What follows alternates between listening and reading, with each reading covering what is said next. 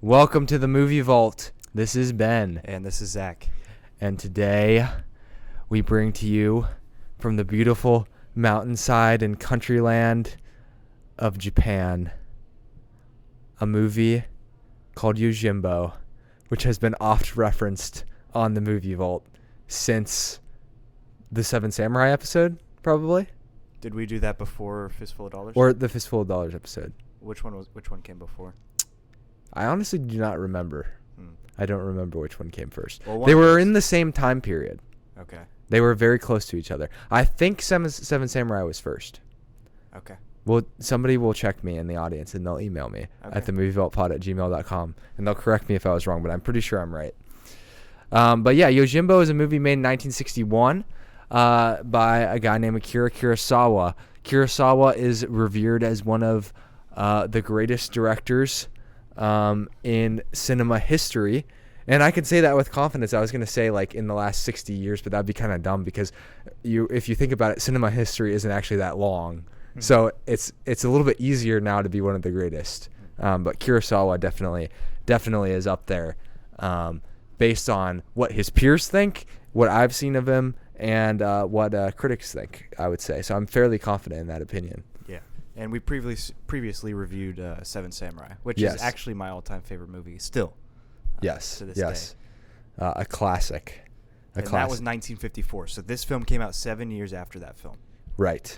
And it is interesting to think of Yojimbo. I guess maybe one of my first takes is it's interesting that Yojimbo is after Seven Samurai, because Seven Samurai is extremely ambitious, very long, and has a kind of a huge arching plot, where this movie is kind of the simpler.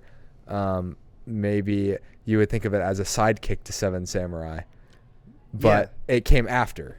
Yeah, I've thought about that actually. I think he kind of starts out his career with these, although nuanced, large dreams and battles and this big vision of what movies should be, right? They should be these big cinematic grand experiences that we, and then the characters should all have, great story arcs with narratives that have meaning and nuance. And, a lot of his characters follow a nice moral code, right? His protagonists are usually good.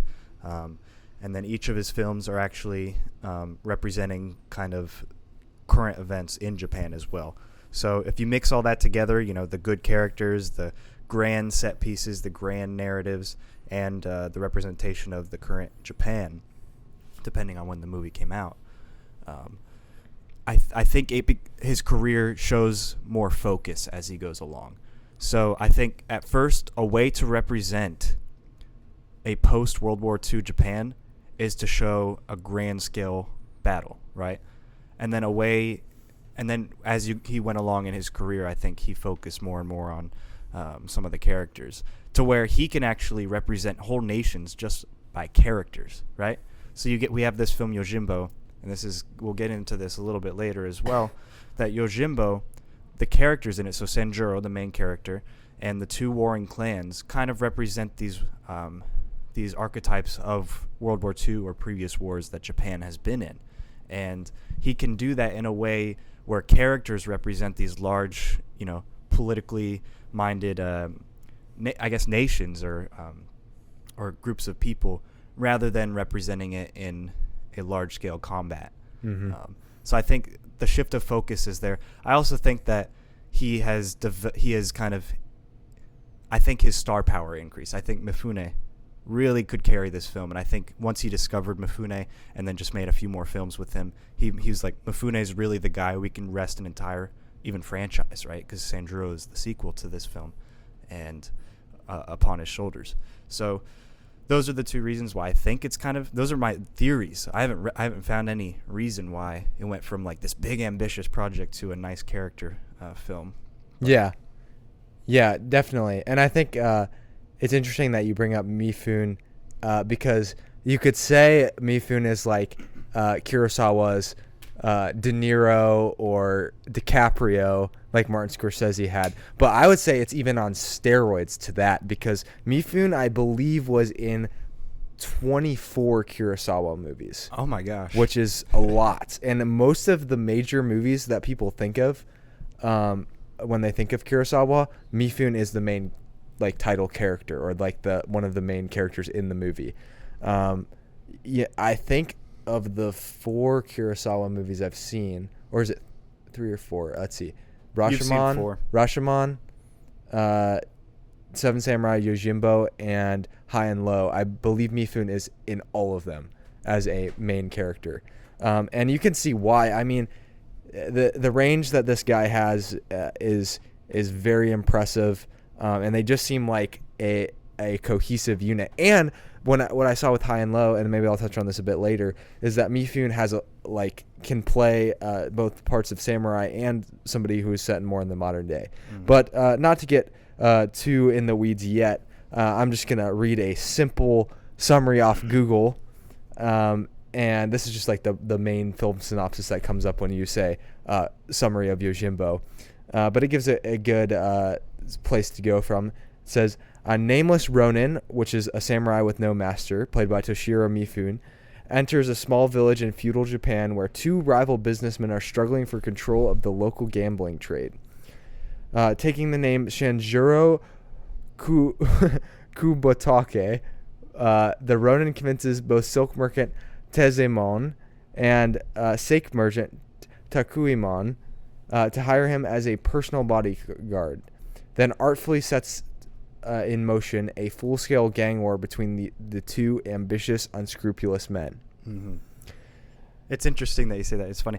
So the phrase Kubatake Sanjuro, the 30-year-old mulberry field, when he asks him, he's like, what is your name? He's like, he kind of looks into the distance for like a couple seconds. And I think he looks at a mulberry field, and he's like, 30-year-old mulberry field. And I'm guessing 30-year-old is his age, because in Sanjuro, he says something similar. He says a 30-year-old something.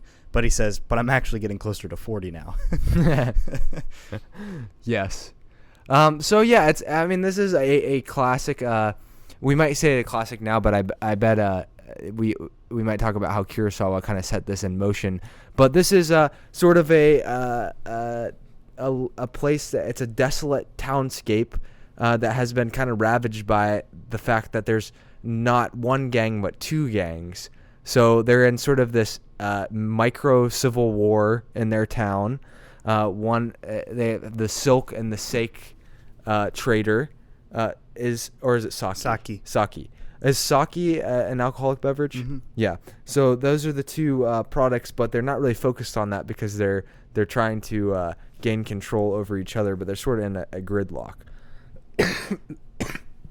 So when a Ronin comes into town, he sees this as a way to take advantage of the situation, because both sides are going to want him to tip the scale, essentially, because he, being a samurai, is much more skilled than anybody who is on either side. So having him as the bodyguard will help their group take the advantage and ultimately take the town, so that they can finally start to really, make some money and enjoy the spoils of their power. Mm-hmm. And that works to his advantage, right? Because then he can keep talking to the rival clans, be like, I'll do this for this. And then they just raise their prices, and he gets to a nice enough price where he can actually intervene for his own interest. Otherwise, he kind of acts almost carelessly to provoke each side against each other, so that the tensions rise and things become more real, so that he can kind of get more out of the situation. So it really is for his own benefit. I mean, that's an interesting aspect of this character, in fact. That Sanjuro character, even the beginning of the film, he throws up this big stick, right? And the stick lands, and he's like, well, where? It's like kind of deciding where he's going to go. He's careless. His walk is even pretty sloppy. He just doesn't care. It's in the Edo era of Japan, right? The samurai are kind of lessening in the world, right? Right, and the fact that he doesn't have a master, I didn't think anything of when I was watching the movie, but apparently that is a big deal in this era, the fact that samurai are sort of waltzing around the land as guns for hire, if you will, even though they had, or swords for hire might be a better way to describe it. Mm-hmm. And this was not the typical sort of honored samurai guard that had been in place in Japan. And I don't claim to be a expert on the history of samurai, but I do know that what he's doing would not have followed the code of ethics or like any of the unwritten rules of being a samurai. No. I think it's called the bushuri.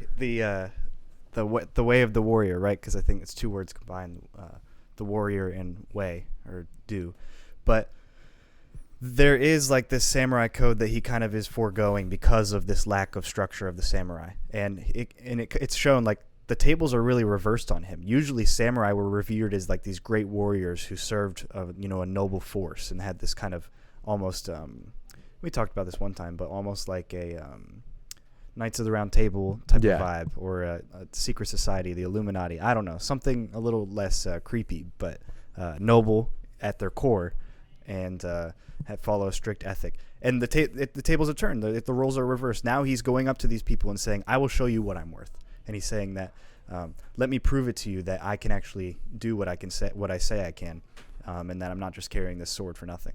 So the samurai isn't your traditional samurai in this film, and it almost creates, like, instead of a hero, this kind of anti-hero archetype, which is an interesting twist on the samurai genre. Yeah, and then some of the other characters are very interesting. There's Ganji, who's the tavern owner, and he sort of acts as the samurai's confidant that he can discuss things with. He's like the neutral party, or one of the neutral parties. I'm trying to think of who that the other guy is. There's sort of a guy who stirs up the pot and you're talking about the guy who be up at 2 a.m. to announce a fight? Yes, there's the announcer. They have an announcer for their fights. We were talking. That's like such an interesting job. Yeah, it's fascinating. I cannot find him on here. I know he's got to be on here somewhere.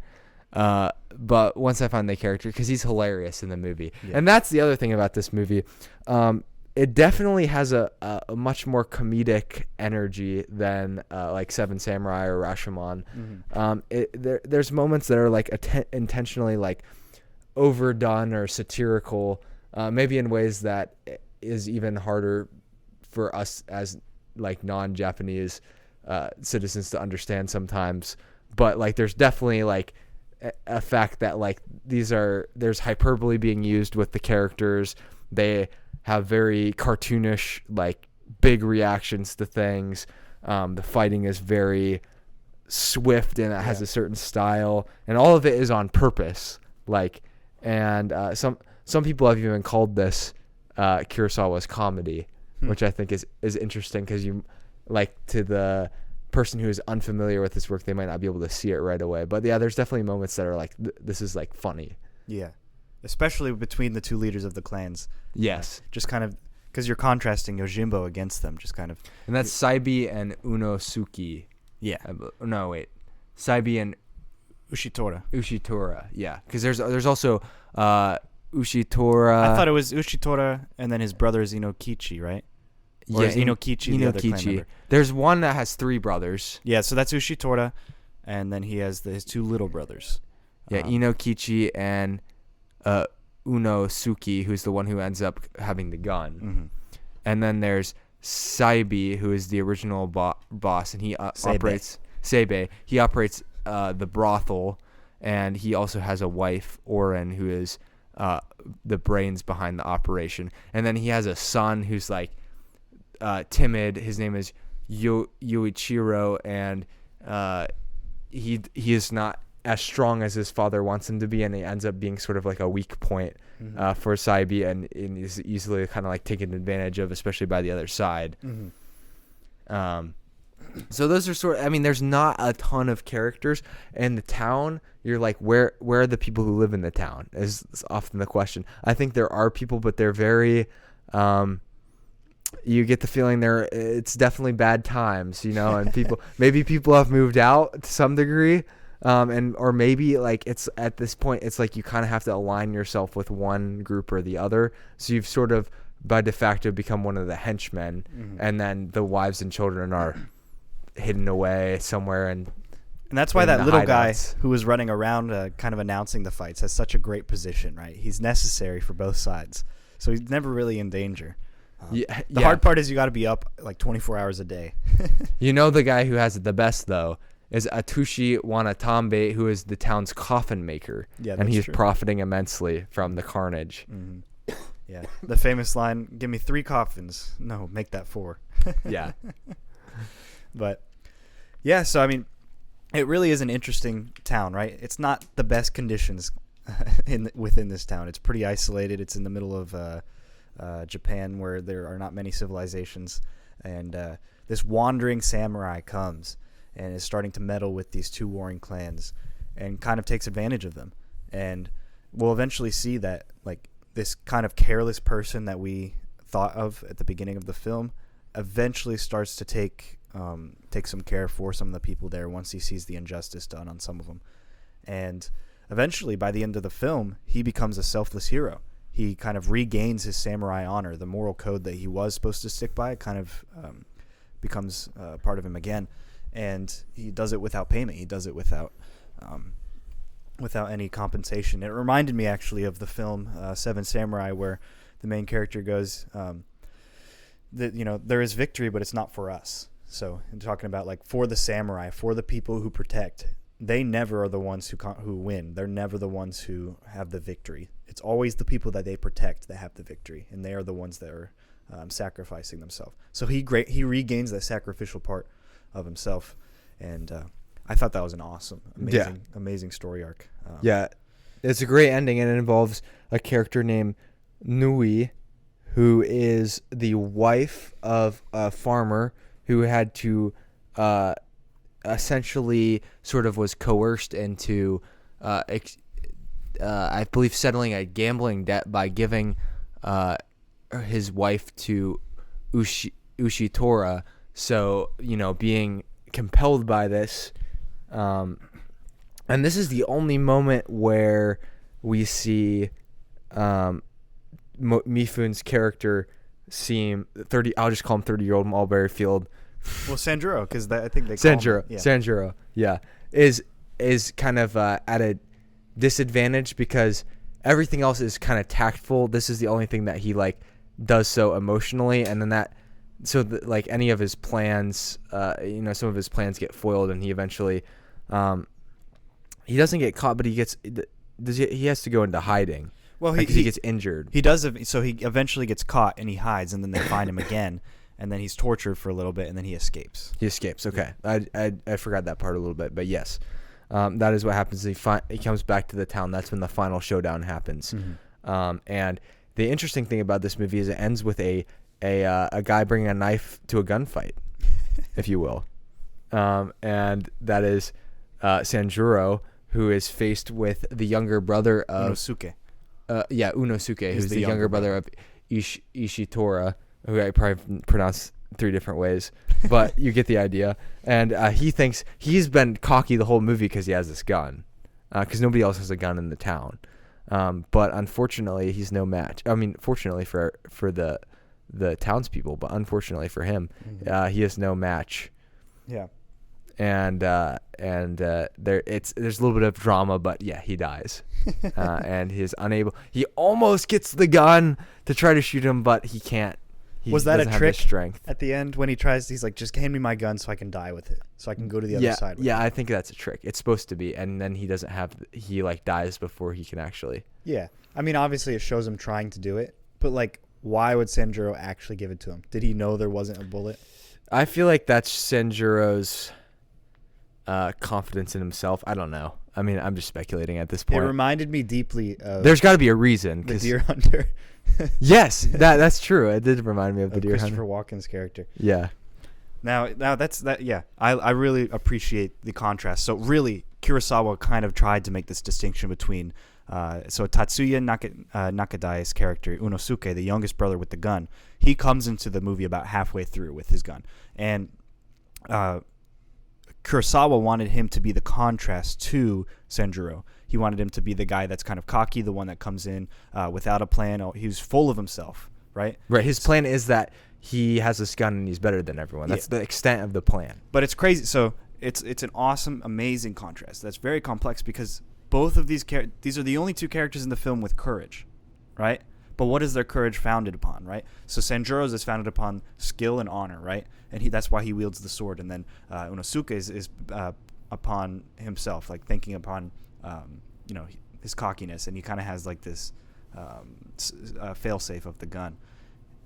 And although this is the Edo period, this is the end of the samurai in Japan, the gun still loses because Unosuke doesn't have the mind of a samurai. He doesn't have the mind of a real fighter, and that's why the Sanjuro wins. And I thought that contrast was amazing. And everybody else in the town is pretty much a coward, but none of them have a gun except for Unosuke. So that's what makes him powerful. That's what distinguishes him. That's why people fear him. It's not because without that he wouldn't have his name. So. Yeah, that's absolutely true, because any of the battles that you see between the two they're almost silly, because they usually involve people kind of going back and forth, but no fighting really happens. Mm-hmm. The only time the action is forced is usually by Sanjuro. Mm-hmm. And so you'll see it and you're like, this looks goofy, but it's because everyone they're kind of bluffing their way. They want to bluff their way to victory. Yeah. They want to win without giving up anything. Yes. And so that's why they've been at a stalemate for so long, yeah. because, they don't actually want to put their lives on the line for this, but they want to give the other side the impression that they do, so that they will hopefully give up. Yeah. Sanjuro is the one who has to kind of resolve things, although he initially does it for more selfish reasons, but then later on it becomes less so, or at least it appears that way. And I believe that moment is when he kind of sees those girls being pushed by Seibei's wife into that back room. Mm-hmm. Against their will, and I think when he was spying on her, and then he confronts Seibei and his wife about this, and I think that was the turning point to be like, oh, these people are actually a lot worse than I thought. But his beginning logic to him was consistent. He was saying, like, there are a lot of people in this town that deserve to die, and there's a lot of money that can be made from killing. It's something along those lines. So. But actually, Akira Kurosawa, to go back to the contrast between Nakadai's character and Mifune's character, Kurosawa told Mifune that his character is kind of like a wolf or a dog, so that's why when he walks around, he kind of shakes his shoulders. He has the hunch thing. Yeah. So he's like trying to rev up like a dog or a wolf, and he told Nakadai's character to kind of be like a snake. So when he pulls out the gun, it's kind of like in a slithering fashion, and I was just like, that's an interesting thing, because both of those represent wolf honor, maybe. Now wolf wouldn't be used in the same way, but maybe in their culture, wolf is honor, and snake in every culture is deception. Yeah, and to add a layer onto that, Kurosawa is known in his movies for framing them in a way that you can immediately recognize a character based on their movement. So when they're in a scene and you're not seeing their face, you know who it is just by the way that they walk, or the way they have this signifying thing. It's a characteristic he has in a lot of his movies. And it's just like, it's a small detail that becomes very important, but you don't always consciously like see it as a viewer. You have to kind of like step back from the movie and see like, oh, that's happening a lot. Or maybe people realize it, after watching a video or two about the movie, or rewatching the movie a couple times, you start to notice things like that. Mm-hmm. But it does actually help you follow the movie and follow the characters in the movie and be more engaged in it because of those types of things. Actually, I watched a great video that used an example of, I think it was from the first Avengers movie, and then contrasted it to Kurosawa movies, and it was showing how stale the camera work was, and how Kurosawa has like sort of ever-changing camera work in a single scene that like it just is incredible, and it's stuff that you see happening, but you don't always acknowledge it right away. But like again, subconsciously you just know. Video. Yeah, I'm gonna have to find that video because that was a great video. It showed how the movement of Kurosawa is so important to understanding his movies and his style. But that kind of takes us into themes and meanings, or like we've kind of talked about it some. A big theme is the theme of the anti-hero, which is actually kind of a revolutionary thing up to this point. Mm-hmm. Even in Kurosawa's movies, like Seven Samurai, there are the heroes and there are the villains. Maybe you could say the samurai in that movie were a little rough around the edges, but you generally gathered around. You good?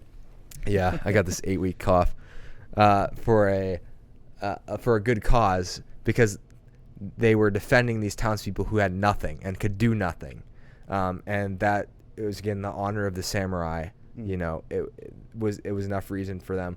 Whereas in this movie, we talk about, like, there's more of a selfish motive, at least initially.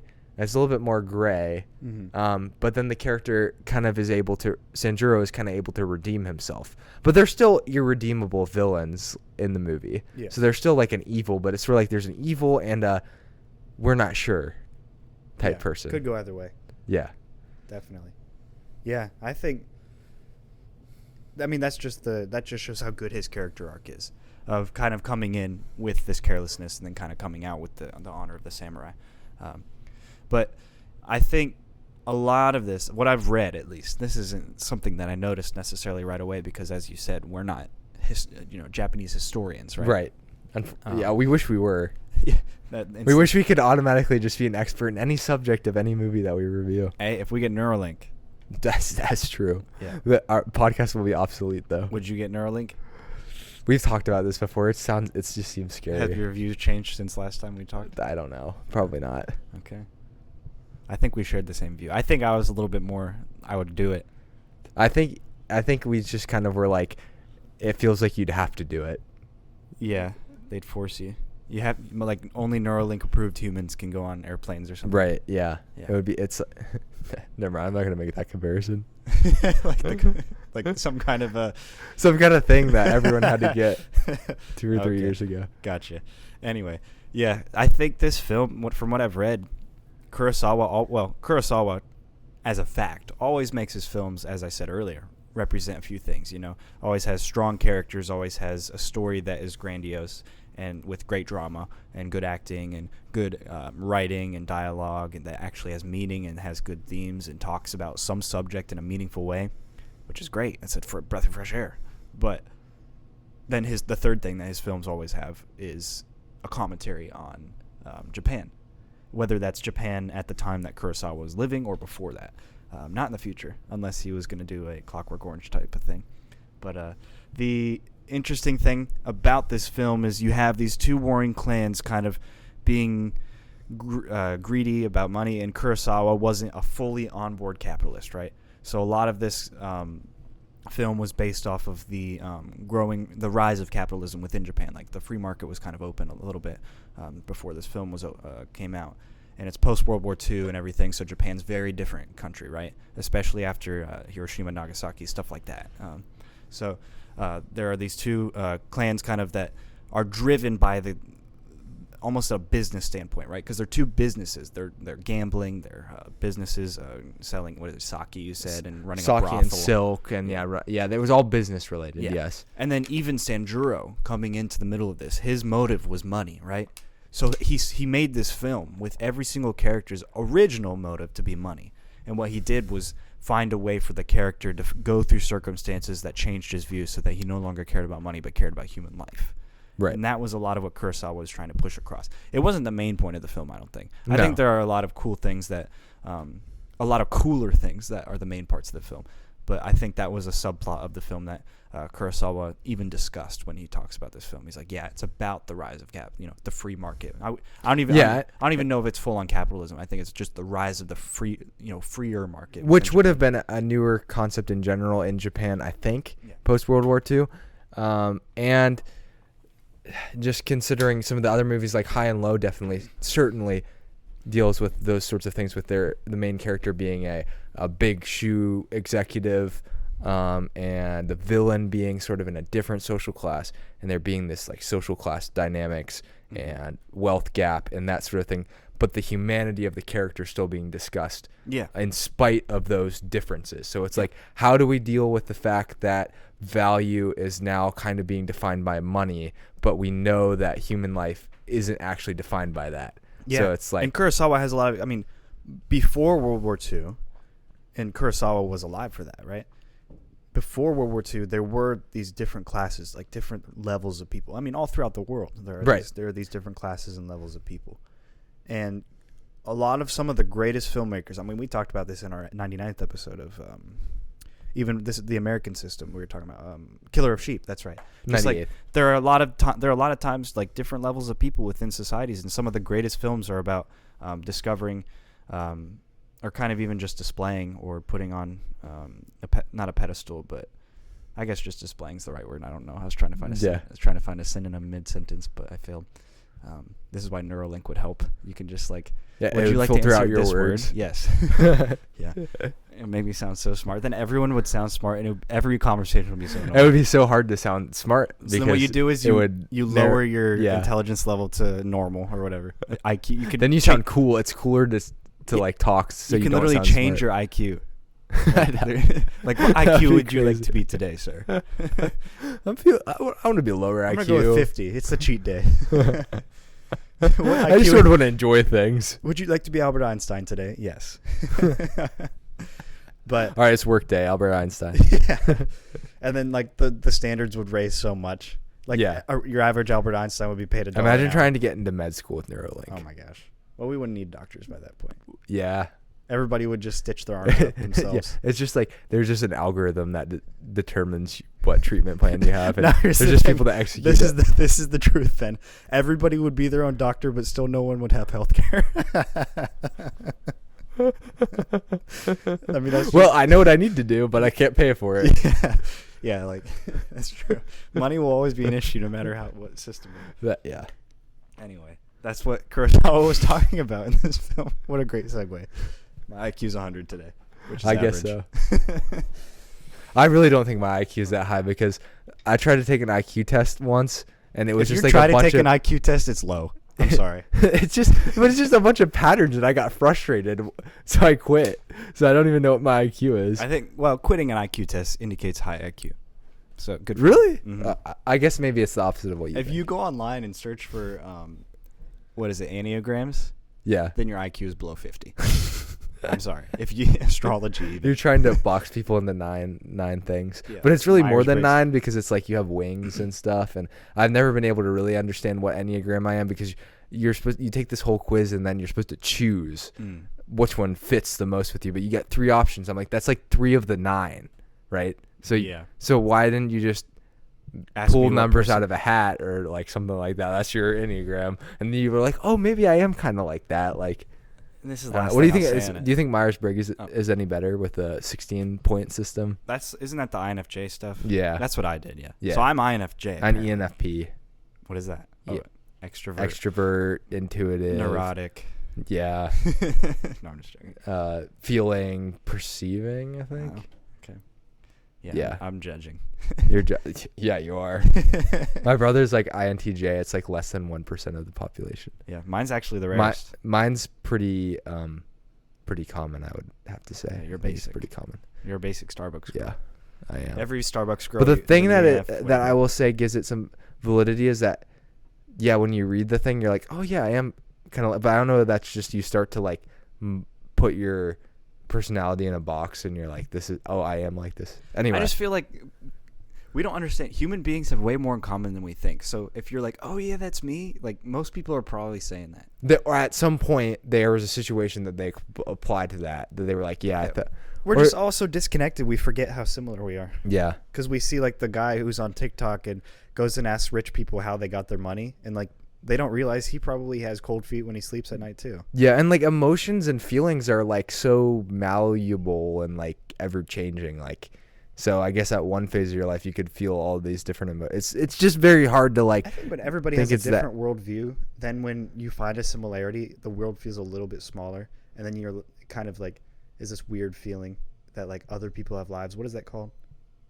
Spotlight syndrome. No, wait, that's not The reverse one. the reverse one. Yeah, the anti-spotlight syndrome. That's what we'll call it. Yeah, anti-spotlight syndrome. Yeah. We should trademark that because we're in a capitalist system, and then anybody who uses that term, Yeah. we need to sue. Yeah, and I'm not making. I'm For just gonna intellectual say this threat. literally. I'm not making any commentary. Even you know this. I'm not making any commentary on any system at all. I'm just saying he's highlighting how greed can be a factor in capitalism, and that's true.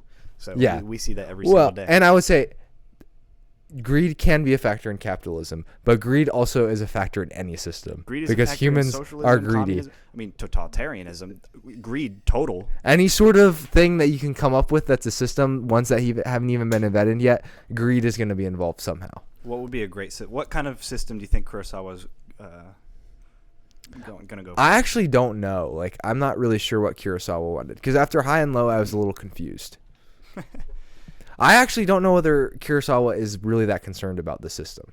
No, I don't think he was. I think the free market helped. Yeah, in I some think ways. Kurosawa is smart enough to know that whatever system there is, that humanity is going to face similar problems, and so if you're in one, changing it's not necessarily going to help things, but like also, you know, you can easily point out problems because they're usually just problems in general human behavior that will be expressed no matter what system you have. Yeah. So like greed or social class. Social class and greed were things before capitalism. And in fact, they were maybe even more obvious in, totalitarian societies. Like most societies were totalitarian before. Yeah. The rise of In fact, capitalism many and of the the free market. totalitarian or even socialist societies implement those caste systems that play out after the system's demise. Yeah, and the thing is, even the people who didn't have a lot were still greedy. Like it's just they didn't have the financial ability to display the greed that the other people did. Right? Like just because you're poor doesn't mean you're not greedy ever. Yeah, it's like you just don't have the ability to display that. It's like when at you're the angry, same but you don't have level. Twitter to express it to the world. Right. Yeah. And that's not to say that poverty isn't a problem or isn't something that we should try to help people out of and that sort of thing. But it doesn't change, your human behavior response. Sin. It's a sin problem. Exactly. That's what me and my friend from church always say. But no, it always is. it's a human being problem. And I think you're right, because between that and Seven Samurai, although he has a commentary on the Japanese society at the time and the problems with it, his characters display like really noble personalities, even if they don't start out that way. So Kurosawa understands like Sanjura is going from this greedy guy and kind of changing into this noble hero by the end. He's kind of rediscovering this within himself.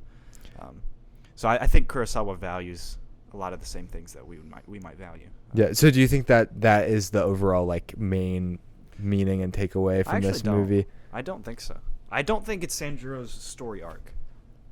I feel like, I don't know. Epics aren't Like there's not one story arc that trumps all of the other ones. I don't think so. Or if there is, I'm too stupid to understand. I don't think epics have a main theme. Like if you think of the greatest stories of all time, like it's more like a hero's journey type thing. Like there's a beginning and an ending, and it's the themes along the way are like good, but they're not like the main point. Yeah, and I don't because the main point is for there to be a good story that's compelling. Yeah, and I think even from a moralist perspective, Kurosawa is a lot of times blamed by some cultures to have given the opportunity of the rise of the anti-hero, which now is, detrimental to society and kids who look up to Deadpool, stuff like that. But I don't think that he really is to blame. I think he paved the ways in some ways, Yeah, but is the person who paved the way, or like just because you tried to invent an intriguing character who was an anti-hero, but he also changed. Like he also made decisions to better himself in some ways throughout a movie. Like, so that is a like positive growth development. Those are things that you should be desiring to see in people, like growing, not making the same mistakes over and over again. And so I don't know how they can really fault him, because some people are like, well, let's make a story about somebody who does the opposite of that and actually starts out at a place that is good, what appears to be good, and then goes down a road that is bad. So like, for sure. I don't know. I guess people could blame him, but I don't think it's necessarily fair. I just don't think these guys are I would really disagree. Yeah, I don't think Yojimbo is I don't think Sanjuro is an anti-hero. No. Yeah, and I don't think some of the movies that have been influenced by this are anti-heroes either. What movies are you referencing? Well, obviously, A Fistful of Dollars was the movie that was basically a remake of this film. Yes, we have reviewed that film, so. And we'll get to that. Yeah. I'm trying to think of the modern anti-heroes that I'm thinking of. Probably are way more loosely related to, and that's like, I guess you could go to Scorsese and Travis Bickle in Taxi Driver. That's a big one. And then lately we've had Breaking Bad with Walter White, and then I recently finished Better Call Saul, so you have Saul Goodman, another like anti-hero figure. Oh yeah. And then, Joker really blew up the conversation in the mainstream because he got nominated for an Oscar. So that movie was pretty based on Taxi Driver. So then you have to wonder whether it's just nobody watched Taxi Driver and then all of a sudden it becomes more mainstream. It's like a mainstream version of Taxi Driver because it has the Joker, who's a comic book character in it. Yeah. But yeah, I really, the similarities between, Yojimbo and Joker are like fairly loose. Like they're not really that similar. Same with like Breaking Bad. So yeah, you can see the inklings of like the anti-hero archetype, but it's not quite to where people think it is right now. I just think before Sanjura, people were used to the main character being noble at every instance, right? Without flaws. A lot of the old westerns. You went to watch a movie to see somebody who was almost a godlike figure.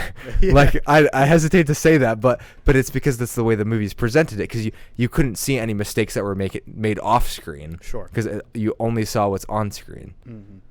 Yeah. So I think that's a good way to put it. Just showing the flaws and kind of this change. And that's why Kurosawa is such a great director, because he understands humans. He understands people's tendencies. He understands the motives of the heart. And speaking of the heart, whereas our heart is with people in any tragedy at the moment. Mm-hmm. Including people who have been in car accidents. Oh, what else? Who have been in house fires. What else? Or have had their business had something bad. I don't know what happens to businesses actually, but or like their business, defaulted. I don't know. The businesses do that. The business exploded. I guess that could happen. But fortunately, before any of that happens to you, there's hope for this? There is hope. There's hope if my business explodes? Yeah.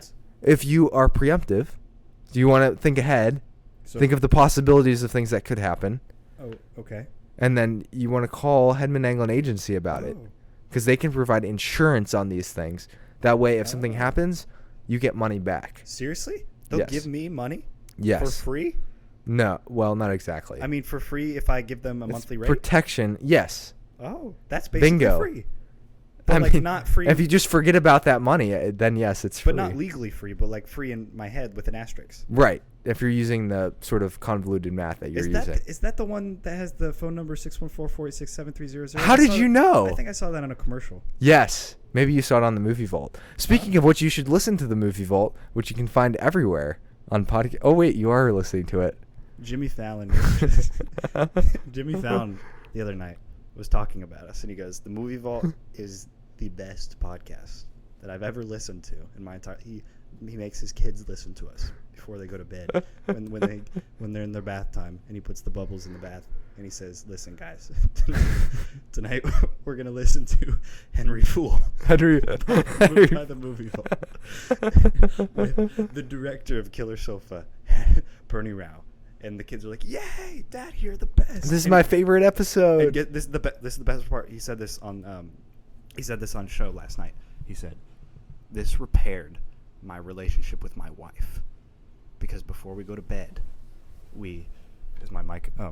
before we go to bed, we listen to an episode, and then we cuddle afterwards, and wow, it has repaired our relationship. We were having struggles." This is Jimmy Fallon. These are his words. I'm just reading it off of the live broadcast. What he sent us. I mean, yeah, he's very grateful. And he said, "My wife was so happy. Now our marriage is better. Our relationship with our kids is better. I can get along with her in-laws because they really liked the B-movie episode, and it's just been great." So, yeah, thanks for that, Jimmy. So anyway, that's 614-486-7300. 614-486-7300. And if you do, tell them Ben and Zach sent you. We'll have to find a different prize because someone else already called them. Yes, we already had our first person. But we definitely need a prize for our second person because we need to incentivize this. Yeah. So anyway, and that first person doesn't count if they call them again because they'll probably need to technically call them again. Right. Yeah, there might be other things I need to call them about. Yeah. Well, I'm so glad that if my business explodes that I'll have someone there for me. Yeah. I mean, think about if the vault explodes, what would we do? The vault will never explode. It's indestructible. That's a good point. That's kind of silly of me to say. We have no insurance on our vault. Well, because we're so confident in but it. we also love Headman. Like, we love their service. Like, we have insurance on our vault, even though it's indestructible and will never be penetrated ever, because we love the service. That's Headman true. Angley. We pay the monthly service. rate just so we can hear Mr. Anglin's voice Yeah. on the phone, and when he says, "I'm here for you," Right. and it brings a tear to our eye It does. as every we time. talk about Mystery Train. Yeah. Or in the future, Sherlock Jr. or something like that. Yeah, true. All right. So one of the things that is inevitable when talking about Yojimbo, and it's sort of the elephant in the room for the American audience, is that, which is fun, and the Italian audience, is that, And in fact, many Italians are in America. We must say that. that's actually true, especially in New York and New Jersey. And we'd say some Americans are in Italian, but we're not going to count you. You're not many. Yeah, there's not as many as Italians that are in America, or Italian Italy. people who have descended from Italians. Anyway, Yojimbo is, or Fistful of Dollars, a movie that we have reviewed, and was directed by. Maybe that was probably the episode. Yeah, that was the episode that we first mentioned Yojimbo in, I'm sure, and because it is a direct copy of Yojimbo. Fistful of Dollars is. And when I say that, I mean it is almost as close of a copy as you can make without making it an actual samurai movie. Yeah. And making it a Western. I mean, it is very close. It's like A$AP Rocky and Travis Scott close. Yes. Yeah. And that's close. Mm-hmm. I mean, it's hard to think of many things closer than that. Yeah. So, yeah, Fistful of Dollars was made, I believe, 4 years after, in 1965. And it was made with storyboarded, created, written as a direct copy of 1964, so 3 years later, of Yojimbo. And it was done without permission of Akira Kurosawa by Sergio Leone. And instead, and did feature a man with no name who was in a Western town. I mean, if you want to hear about it, just go listen to our podcast episode on A Fistful of Dollars, and we go into great detail about it before we even knew anything about Yojimbo. Yeah, I mean, the amount of stuff that they copied was almost incredible to me. Even that line about the coffins that you mentioned was directly used. The end scene. Although one is with swords and a gun, and the other one is just with guns. Mm-hmm. Very similar. I actually that was the only improvement I think Fistful of Dollars had, was the end draw scene. Yeah, I thought that defined spaghetti Western for me. It's very difficult to recreate that type of feeling with a sword. It just is, because they're way different weapons. They brought guns to a gunfight. Yes, and they did the old Mexican standoff, and it was awesome. Mm-hmm. And so naturally, Akira Kurosawa did sue Sergio Leone, and I believe he said something to the effect of, "It's a very good movie, but I made it, or I created it, so they must pay." Yeah, he did. He got like 15% of the box office or something like that, I think. Mm-hmm. And I kind of wonder what they were thinking when they did that. Like, were they thinking that it wasn't going to be as successful as it was, and that they could kind of just get away with it? Because if it wasn't very successful, Kurosawa may not have known about it, right? Because this was the first one in the Dollars trilogy, and was one of the earliest movies that Sergio Leone directed. So it's not even like he was a big deal. You're right. This kind of put Eastwood on the map. Yeah, put Eastwood on the map. I think he was like, let's just do it. I think I can't imagine Sergio. Do you think he even could have gotten in contact with Kurosawa to ask him? It probably would have been. I think he could have. Yeah. I think it would have been hard. I think he could have. But then he would have known that he. I mean, I guess it's. Do you want to take a chance and maybe you can get away with it? I think he was thinking, ask for forgiveness rather than permission. Right. I think Sergio Leone, from what I know about him, he's pretty carefree. He's pretty much Sanjura. He was just like, let's just do it. I don't care. Yeah, whatever happens. He's a David Lynch type of guy. Yeah.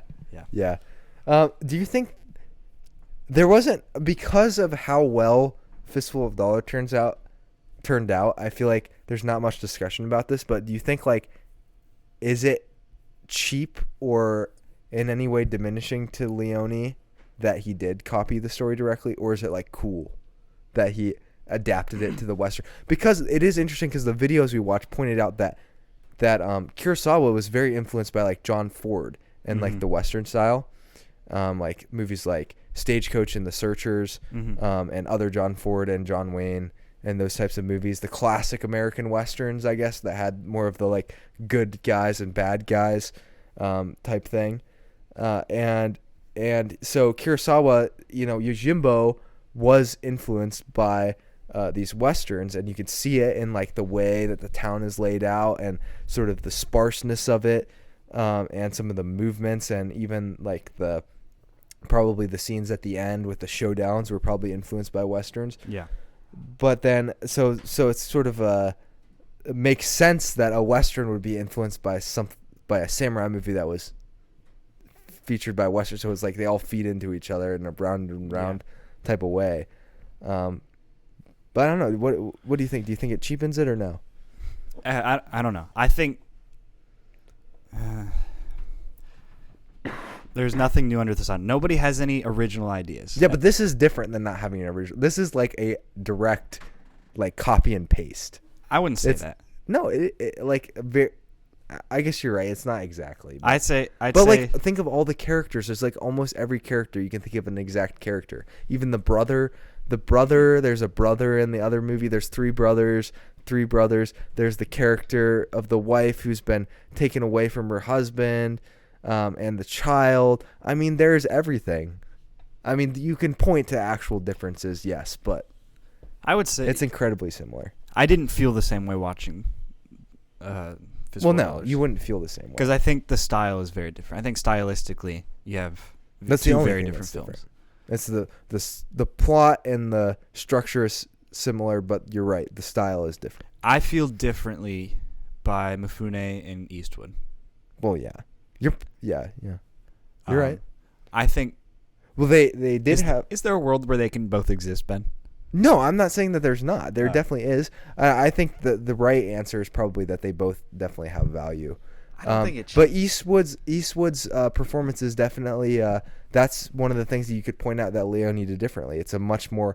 I think one of the videos I watched said it's more like a statue-like introspective performance where he lets his actions speak, whereas you get more of the movement and the like physical fighting, and perhaps a bit more wittiness from Mifune's performance.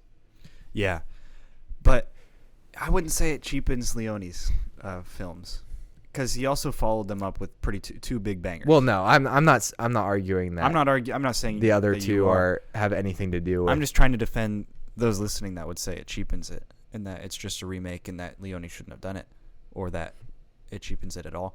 I think, yeah, if anything, it increases how genuine and awesome Yojimbo is compared to the just cinema. Just because if it influenced a movie that I love so dearly, such as A Fistful of Dollars, then it influenced so many other things, right? Because out of A Fistful of Dollars came the spaghetti western genre plus some Star Wars and other films like that.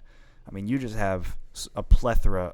I mean, I don't know. It's like the greatest common ancestor of so many different films. And I think, if anything, it just makes Yojimbo more important. I also think the soundtracks are pretty different. So yes, the soundtrack, yeah, they're very, very different. And I listened to the Yojimbo soundtrack like 4 times this week. Really? And it was awesome. Yeah, it's a great soundtrack. But I still think Good, the Bad, and the Ugly soundtrack is absolute best. Well, yeah. I mean, that is just an absolute legendary. The trio brings tears to the eyes. So yeah. It's an awesome one. I mean, Morietti? Is it Morietti or Morione? And Ennio Morricone. Morricone, yeah, he's one of the best. He's one of the best. When little Timmy is born, when your first child is born, you better play the trio. I better play. Yeah. We're just going to be playing the Good, the Bad, and the Ugly soundtrack. Yeah. For him to go to sleep. Yeah, I think just the I can whistle, so it helps like that, like do do do do do. You know, like you can't do bum bum. You know, during the Yojimbo soundtrack. Yeah, the Morricone is the way he uses like the whip cracks and the yells and the different things. it's impressive. But yeah, I mean, Yojimbo's soundtrack is also pretty unique. I think don't know how to Leone did describe it. way It more has like than a lot enough. of kind of percussive elements to it. Yeah, it reminded me of things. like a Rag and Bone, like Woodland Society. I don't know, people in the woods just hitting drums. Yeah, Yeah, yeah, that was kind of what it was like. rather than anything sophisticated at all. I think Leone did enough different, way more than enough different. Even though it is a copy and paste, but it's a copy and paste with style. It's a You're different like, font. if you're gonna do, here's what I would say the modern director should take. Because what are we doing with reviewing these older movies other than say, what did these guys get so right now that we've had the time that these movies have lasted? We know they've withstood the test of time. You know, decades of people reviewing them have added up, and we're at the point where we can look back on them, look back how they influenced things, and so forth. Like, what did these people do right? I did so much prefacing, I almost am forgetting what the point of what I was trying to say was. It's like when the intro credits are so long, you forget. But what yeah, movie you're okay. watching. So what are people doing? I was looking. We're doing our anticipated movies lists, right? Mm-hmm. And I was looking at all of the movies that are coming out next year. What are coming out? Sequels, remakes, yada yada. So we can't really get mad at Leone for remaking, quote unquote, this movie, because he didn't exactly remake. He didn't call it Bodyguard and make it a samurai movie with Italian actors, and then that was the movie. You know, Mm-hmm. he did his own thing. He changed the style. He Mhm. put it in a different area, and that's exactly why it gives you a different feeling than Yeah. Yojimbo, which is what I think maybe we're missing with all of these remakes, is like we're just doing the exact same thing. Yeah. So that I would argue is more cheapening Yeah. than this would be. I agree. Yeah, Yojimbo is just, I can't even express just how great it is. I mean, Akira Kurosawa is kind of joining the ranks of some of my all-time favorite directors, up there with Kubrick and others. Yeah, I've only seen 4 of his movies, but all of them I would consider to be like stone cold classics. I know I've started with some of the ones that are Already the Stone Cold classic ones, yeah. yeah, but Yeah, Ben, you're dying. I'm running out of my voice, but I'm excited to. This is how excited you are to explore talk more. about Yojimbo. I'm very excited. That This has caused you to makes me fall ill. excited. Yeah, I'm ill, and I kind of listened to the show notes, Akira Kurosawa's work and influence, but I think we kind of covered that within this, and just to generally summarize that, I mean, I think anybody who wants to be a student of film needs to watch, and it was even getting me excited watching these videos about Kurosawa and what he did, because it was making me realize, like, if I can study this guy and follow what he did, it's gonna make me like. Your excitement has caused me to fall ill. Yeah, Oh my it's gosh. gonna make me a student of film, and we got water running and stuff. But you know, we're a transient studio, so we work with what we got. Yep, episode 101. Yep. We thought we'd be millionaires by now, but you know, Maybe millionaires episode in love of 201. our fans. So yeah, any closing thoughts you have about Yojimbo? I don't know. I'd love to do another Kurosawa this year, but we might have a full slate. We'll have to see if we got room. But if we do another one, I'd love to do either High and Low or Rashomon. I know Yeah. you've seen both of those, but those would be They're excellent. standouts to me. They would both be excellent. But closing thing, Kurosawa, thank you. Thank you. I'm hitting the table. You know, Dwight from his speech in The Office. Thank you when he talks like Hitler on accident, because Jim gives him a little slip that has like a Hitler speech, and he uses it and people cheer.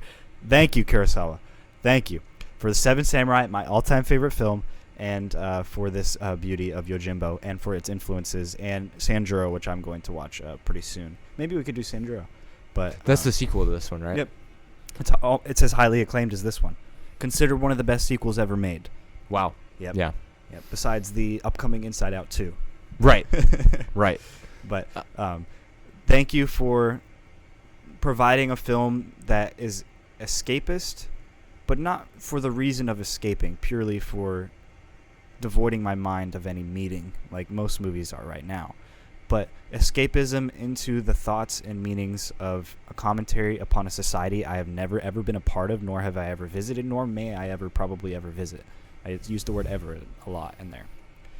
But, and not only that, but also creating these great heroes with good morals. Those are my favorite types of movies. I love films that have crazy people in them, right? I just watched a lot of crazy films with people who do horrible, disgusting things, and I love those movies too because they have a place. But my favorite films are the ones, or like Captain America, that have morals that, just stand throughout the film. They don't have to be perfect, of course.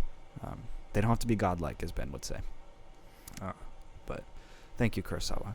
That is my ode to you. And I shall sing for you now. No, I'm just joking. Yeah, I don't think there's much else I can say other than definitely check out Yojimbo, especially if you like A Fistful of Dollars. You'll definitely find it worth it. You'll be finding yourself pointing your finger at the screen. It's an exciting... Like Leonardo DiCaprio and Once Upon a Time in Hollywood. Yes, you will do that multiple times. You'll enjoy yourself. You'll get maybe one of Kurosawa's funniest movies. Mifune's incredible performances, laugh out loud moments, heartbreaking moments, moments of triumph. Really, it's the full package is what we're saying. Kurosawa is one of the greatest because he consistently brings the full package to his films. He is thoughtful, and we really couldn't speak more highly of someone.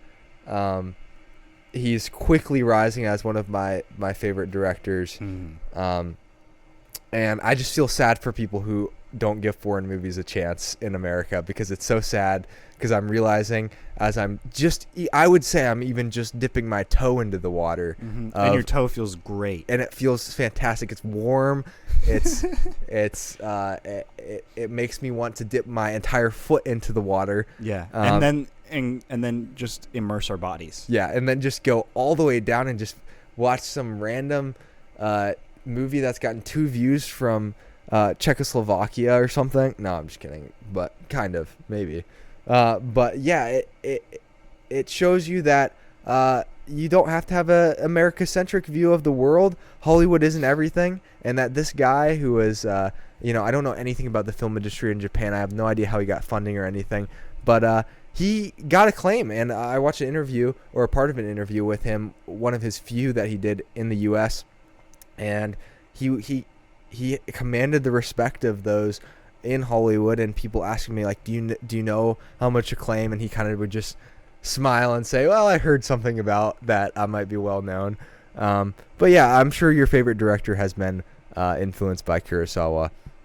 So, and you'll see him referenced in random things like, I think you should leave, and I'd be like to my friends, "Oh, the Kurosawa reference." They'll be like, "I have no idea what you're talking about." I mean, just some of the movies we've reviewed too, besides the Dollars trilogy. Yeah. I mean, even in Kill Bill, I remember there was a part where it's like, "Oh, go cry to your mommy" or something like that, because there's a scene in this where he says, "Go back to your mom and enjoy living your long life eating gruel." Yeah, exactly. And then there's also a scene in Star Wars where they cut off the arm and it falls in the same like angle that he cuts off someone's arm in this film. It's just a weird connection, but it's the same shot. It's a copy of the shot. So. And now, as the water stops running above us, for some reason, that's when our odes to Kurosawa. That was our rage. That was a manifestation of our emotion. There's sort of something thematic and funny about the fact that there was water running the whole time. Maybe that's what Kurosawa would have wanted. But anyway, we're introducing a little new section. We don't do sections as much anymore, but this is something I thought would be cool. And we're regressing from postmodern to modern. Yeah, and it's to do a few highlights of movies outside of the movie that we reviewed, to show you that we don't just watch one movie and then claim to be expert. We try to be well-rounded and watch other stuff. So I'll mention a few things about the ones I watched, and I'll let Zach mention a few things about him. So you can follow me at Titanium Vulture on Letterboxd. I can't promise you that all of my reviews are going to be all that interesting on Letterboxd. Sometimes they're just like 2 words, but sometimes I'll get a burst of inspiration, and you'll get some sort of unedited stream of conscious review that comes out that maybe won't make sense in like 3 days, but at the moment it makes sense. But yeah, I feel like this year has been a fantastic start to watching movies, and I've maybe watched three of the most movies that will like have a very big impact on me for the rest of my life as I continue watching in movies and considering and reviewing them. And that would be, I watched Andrei Tarkovsky's Stalker, and who directs and then La Haine, which is I believe Matthew, some French guy. McConaughey. No, not Matthew McConaughey. No, it's Matthew Kassovitz, who does La Haine. It stars Vincent Cassel, who you may know for Black Swan, and then Kurosawa's High and Low. So briefly, I mean, I could talk so long about these, but I'm gonna have to cut myself. Please. Stalker is a movie it's a sci-fi movie, but it's really an introspective, philosophical movie that deals with themes of faith and belief and lack of belief, and the changing times, sort of modern thought versus religious thought. And these themes come out so slowly over the movie, you don't always understand what's happening. The takes are super long, and it can be a bit daunting for even me and anybody who's used to watching short 5-second videos all the time. It can be very difficult, so it might take you a few sittings, but it's definitely worth watching. Would love to watch it again and just kind of immerse myself so I can understand the themes a bit better, but it's an incredible movie. La Haine, set during French police riots in the slums of Paris. Stylistically, one of the most impressive movies I've ever seen. I ended up giving it 5 stars. Blew me away. And despite its... I don't know anything about sort of the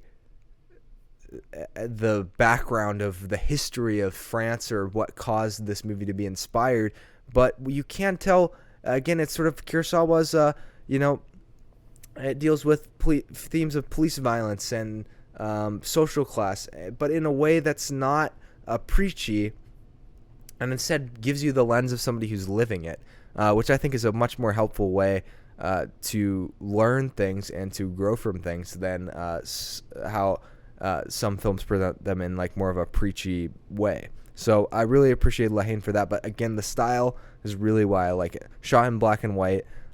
Just some moments that are very, very visceral. Loved it. High and Low. Talked about it a little bit already. Noir film. Kurosawa. Very engaging. A very complete film. Very different from the one we just reviewed. And that's all I have to say about it. So. Yeah. Very different from the one we just reviewed. Well, in some ways, but also similar in other ways. You're right.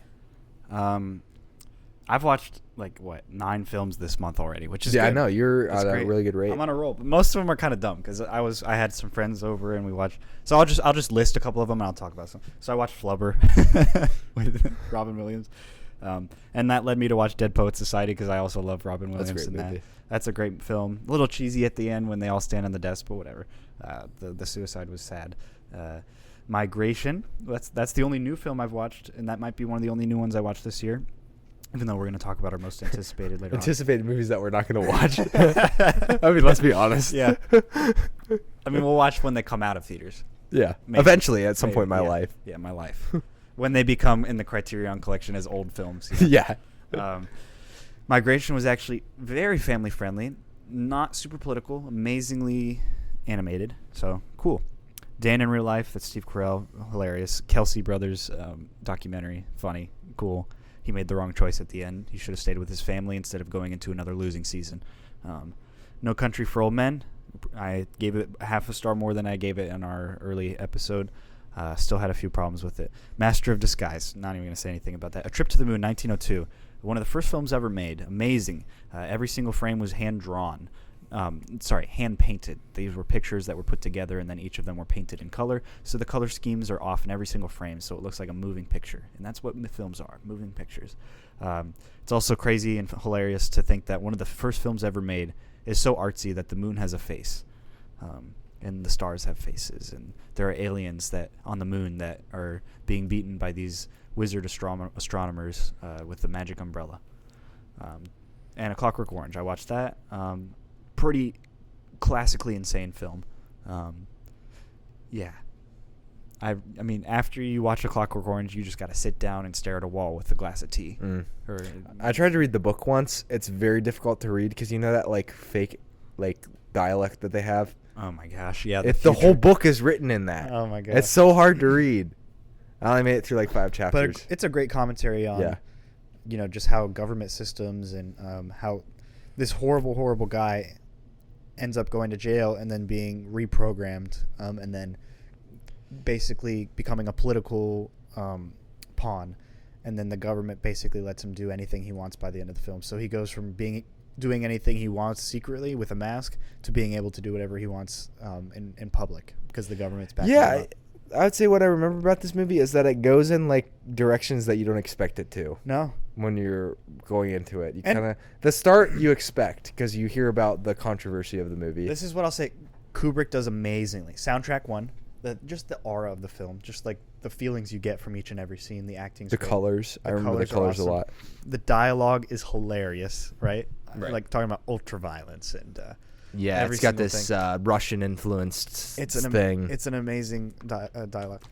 It's extremely inappropriate. I had to skip over a few things, but a lot of it, the most amazing part for me, I think, was it showed that this character Alex isn't just like petty, and it's a horrible message, but he actually loves evil. Like every single thing. There's a part where like they cannot program him to not love evil. Yeah, and like at his core, he loves evil, and he's tested throughout this film, and broken down, and his just joy of evil never ceases. So I just thought that was an interesting concept because you don't really see that, but it didn't make him less human. You know, it made it seem like, but it also didn't make you sympathize with him. At no point in the film did I sympathize with him. But that's A Clockwork Orange. Kubrick, wow, just incredible. We did a Kubrick episode on when did we do that? Oh, Dr. Strangelove. We did Dr. Strangelove. And 2001. And Space Odyssey. 2001: A Space Odyssey for our 90th episode. So yep, we'll have to do more fans. Kubrick at some point. Yeah. So that's He's all the good. films I watched this month. Hopefully next month I'll get another 9 or something. We'll see. Well, we're only halfway through this month. Oh. It's the 15th. Oh, thanks, Ben. You're right. Hopefully I can get 18 by the end of this month. Yeah. That would be the most I've ever watched in a month, ever. That's definitely not the most I've ever watched in a month. But I know that. Yeah, you've had some big years. But last year, I think I only maxed out like 10 or 11 in a month. Yeah. It's amazing how having responsibilities can really do that to you. Yeah. But actually, this year, I think I will have a little bit more time, though. Yeah. Anyway. So, just got to budget your time. That's all what it's all about. Right. But with that, that's kind of our new section. What is it? What did you call it? Movie highlights. Movie highlights. Movie highlights. I mean, I'm just keeping it basic. Movie keeping highlights. it basic. All right. Well, now it's time to close the vault. Yep. The one consistent segment we've always had. Yep. I'll do it. Goodbye, everybody.